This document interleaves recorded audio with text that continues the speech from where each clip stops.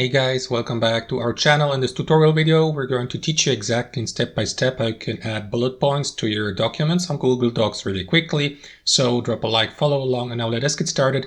So what you want to do, guys, is let's say, for example, you have a document like that here open. So what you want to do is click on that icon here or that symbol at the top, bulleted list. You may also use the shortcut Control Shift and 8, for example, or if you'd like to customize your bulleted list, simply click on that arrow down icon and select the type you'd like to use. So I will go with simple bulleted list like that here. Click on it, and that is going to add your first bullet point to your document. So start typing, and after that press enter to get to the next bullet point, just like that, and simply continue adding content to your bulleted list like that. Now if you'd like to get to the sub bullet point on in your list, simply press tab on your keyboard, and that's it. And that's it, guys. That's how you do it. I hope you enjoyed this video, got some value from it, and we'll see you next time on our channel.